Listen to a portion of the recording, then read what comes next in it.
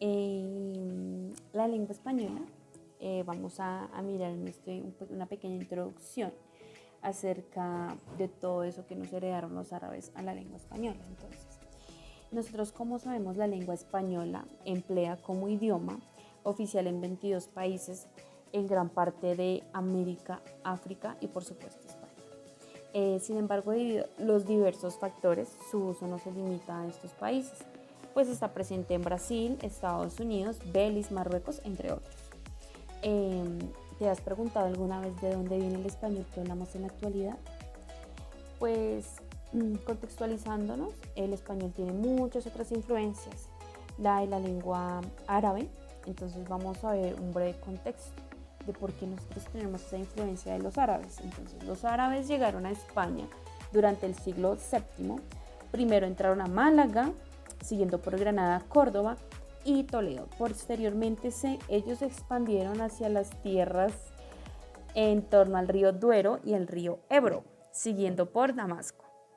La conquista por parte de los territorios de la península ibérica dio como origen al famoso Al-Ándalus.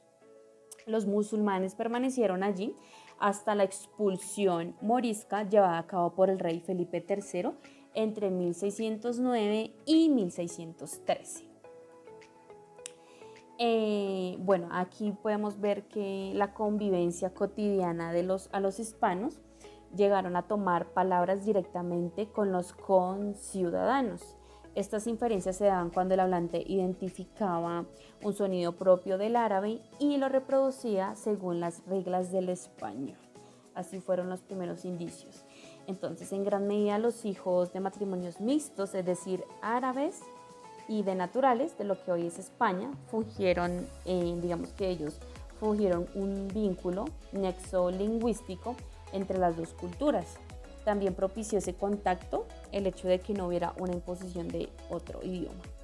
En el diccionario de la RAE, de la Real Academia Española, podemos encontrar distintas definiciones para el nivel fonético y fonológico, que es en donde nos vamos a enfocar pues principalmente. Entonces, como primero tenemos el nivel fonético y fonológico, lo distinguimos como entre dos definiciones. Entonces, la primera, que es como un objeto lingüístico perteneciente relativo a los sonidos del habla. La segunda definición es un conjunto de los sonidos de un idioma. Entonces, ¿qué quiere decir esto? Que la fonología se encarga del estudio de los fonemas, estudia cómo deberían pronunciarse los sonidos realmente de acuerdo a las reglas de cada lengua. Eso sería en la fonología. En la fonética, por otro lado, se encarga del estudio de los halógenos, es decir, la manera en que los hablantes pronuncian realmente su lengua de acuerdo a su región, clase social, etc.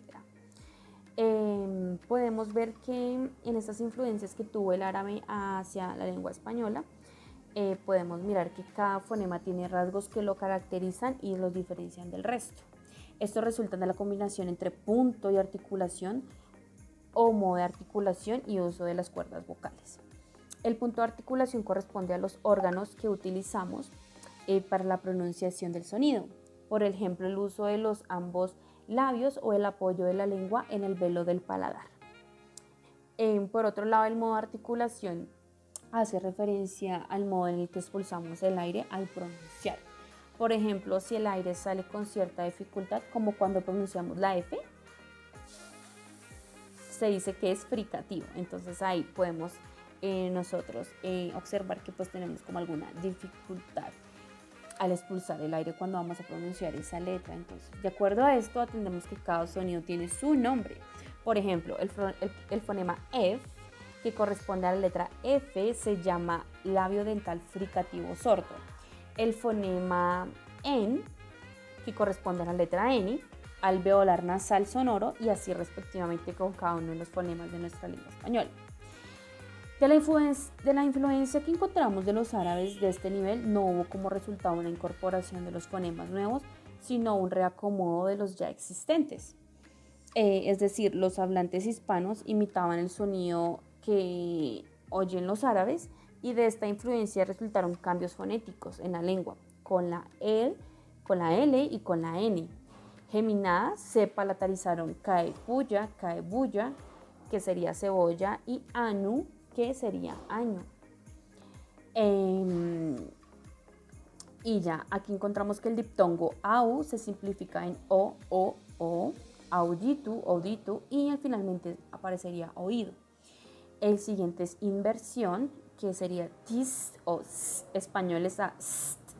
En el árabe sería kawan, sawan, y al finalmente sería saguan. Entonces, ya que el árabe no tenía el fonema como el español, interpretaba ese sonido sh, respectivamente similar al palatal sapone. Aquí encontramos como un ejemplo, etc. Entonces, Menéndez Pidal dice que este cambio se debe a la evolución normal de la lengua, mientras que José del Valle dice que se debe al parecido articulatorio que se veían esos cambios. Lo importante es que en el siglo XVI el cambio se detuvo gracias a la valorización de las palabras árabes que terminaban en consonante labial velar, eran impronunciables para los amantes del romance. Esta dificultad se resolvió añadiendo una E al final. Por consiguiente, aquí les mostraré un ejemplo sobre las palabras árabes que terminaban pues la E al final. Además de las aportaciones a nivel fonético-fonológico, los árabes influenciaron el plano morfosintáctico, es decir, el nivel de la lengua que se refiere a la estructura de las palabras, los elementos que constituyen a la lengua como sistema, así como las combinaciones y relaciones que se establecen entre las palabras.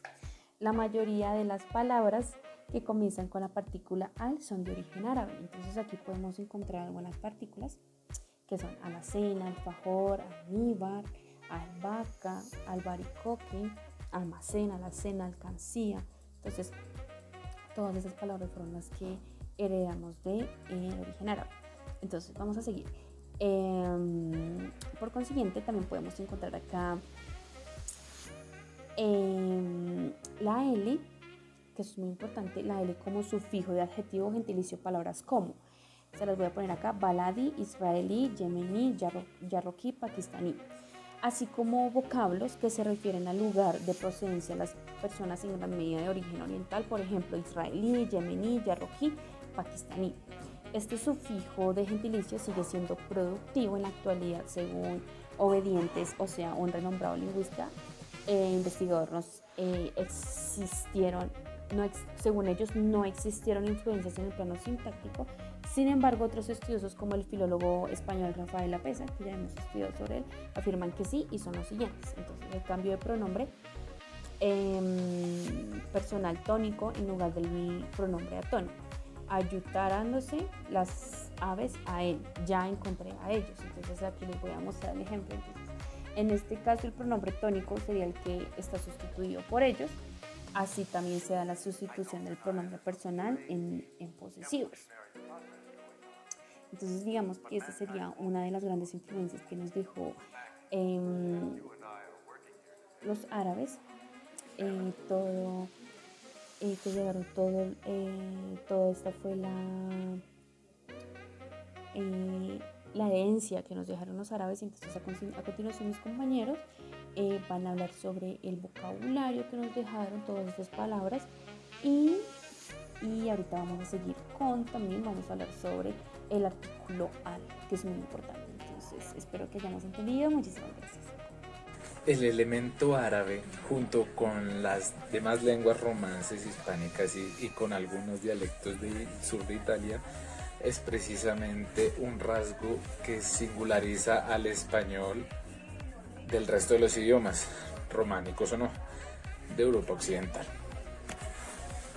Puede decir que el influjo ejercido en cuestiones fonéticas, morfológicas y sintácticas es más bien escaso y no siempre aceptado como tal por todos los especialistas, pues a veces surgen opiniones diferentes que se apoyan en argumentos que no son concluyentes o generan dudas razonables. En cambio, existe una coincidencia generalizada en cuanto al léxico. Autores cualificados señalan que del árabe procede el 8% del vocabulario español, es decir, unos 900 términos primitivos, que con sus correspondientes derivados pueden superar las 4.000 palabras. Las palabras de origen árabe constituyen así la aportación más importante hacia el léxico español después de la latina. Esta presencia está tan diversificada que se puede afirmar que para referirse a aspectos de todas las actividades humanas se cuenta con el español y con el arabismo en mayor o menor medida. El avance de los árabes por diversas tierras les proporcionó conocimientos adquiridos de diferentes culturas, razón por la cual alcanzaron una manifiesta superior en el terreno científico durante la Edad Media. De ahí es destacable el número de voces que aportan al vocabulario en este campo. Eso explica, por un lado, que no pocos términos pasarán también a varios idiomas europeos, y por otro, que una parte de los arabismos tengan su origen primitivo en lenguas diferentes, pues el árabe en estos casos solo fue intermediario y transmisor de cultura ajena. Resultaría prolijo hacer una referencia amplia hacia los arabismos sobre el léxico español, pero a modo de ejemplo he aquí una muestra representativa que pues fue extraída de varios campos referidos a algunas de las actividades humanas más comunes. Bueno, aquí podemos encontrar algunos ejemplos de las palabras que pues se derivaron del árabe. Algunas pues no las podemos reconocer porque pues ya el tiempo también las sacó del español, pero digamos con respecto a la clasificación de agricultura encontramos aceite, acelga, alcachofa, algodón, aljibe, alquería, azafrán, azúcar, berenjena, zanahoria.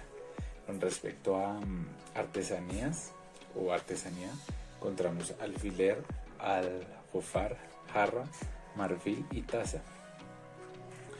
En astronomía podemos encontrar Aldebarán, Auge, Sanit y Nadir. Por el lado de lo que tenga que ver referenciado con casa, construcción, urbanismo, encontramos alarife, albañil, alcantarilla, alcoba, aldea, alféizar, alfombra, almohada, andamio, arrabal, azote, barrio, rincón, tabique, tarima y zaguán. En comercio encontramos aduana, almacén, almoneda, arancel, arroba, quintal y tarifa. Con respecto a farmacia y química encontramos alambique, alcalí, alcohol, alquernes, jarabe y redoma. Lo clasificado por la guerra estaría acemila, acicate, agalida, adarga, alcazaba, alcazar, alfanje, alférez, algara, almena, atalaya, jinata, rebato, tambor y saga. Instituciones públicas encontramos albacea, alcalde, alguacil o alcabala. En instrumentos musicales podemos encontrar adufe, ajabeba, albogué, añafil, tambor, guzla, laúd y rabel. En juegos podemos encontrar azar y tajur. Y por el lado de las matemáticas podemos encontrar álgebra, cifra y guarismo. Entonces pues esas son algunas que entrarán en el español, algunas aún sin su evolución definitiva, que pues pasarían a ser otras que conoceríamos más hoy en día. De acuerdo, a continuación voy a hablarles sobre el artículo al, los topónimos y la i como un sufijo. La mayoría de las palabras que comienzan con la partícula al son de origen árabe, sin embargo no existían anteriormente como las conocemos hoy en día. En realidad se trata de un fenómeno causado cuando el escuchante de la lengua romance oía hablar al hablante árabe. Al es, para ser exactos, un artículo el cual se condensó y se añadió a una palabra, específicamente a los sustantivos. De acuerdo, ahora observemos un ejemplo. Primero que todo, imaginemos la palabra casa, la cual posee un artículo la, entonces decimos la casa. La unión en este caso tendría como resultado estas dos palabras como una sola palabra y no como actualmente la vemos, que son como dos palabras. Ahora bien, la i como sufijo de adjetivo gentilicio fue otro gran aporte para la lengua española. Palabras como baladí, maravedí, así como vocablos que se referían al lugar de procedencia de algunas personas, en gran medida de origen oriental, por ejemplo, israelí, yemení, marroquí, pakistaní, etc. Hay que resaltar que este sufijo sigue siendo muy productivo en la actualidad. Ok, una mención especial merecen los topónimos en este aspecto, ya que son palabras que hacen referencias al nombre propio de un lugar y, y muchos de estos provienen del árabe. A continuación observaremos algunos de ellos bajo la denominación a la que hacen referencia etimológicamente. De acuerdo, aquí podemos observar las palabras las cuales hacen referencia etimológicamente a un objeto o a un lugar. Acá un claro ejemplo puede ser Alcalá, Calatayud y Calatorao, que vendría haciendo referencia a Castillo. También está Almadén, Medina, Mesina, como ciudad, Albufera, Albuera, que hacía referencia a laguna, Gibraltar, Jabalambre, Gibraleón, que hacía referencia a monte, Algeciras, Alcira, que hacía referencia a una península o una isla. Y por último, podemos observar Guadalajara, Guadalaviar, Guadalén, Guadalentín, Guadalfeo, Guadalquivir, Guadalupe, Guadarrama, Guadiana, Guadiaro, que hacían referencia a un río. Aparte de estos ejemplos, existen otros topónimos que provienen del árabe, como lo son por ejemplo el propio nombre de Andalucía, de la región de la Comunidad Autónoma del Sur de España, que es una derivación del propio al-Ándalus. También, por ejemplo, existen palabras como Albacete, del árabe del basit, que significa llanura o planicie. Con lo expuesto anteriormente, se evidencia claramente que la principal herencia árabe a la lengua española se manifestó mediante el léxico y la toponimia, con una extensa lista de palabras que en la mayoría de los casos hoy en día siguen actualmente vivas.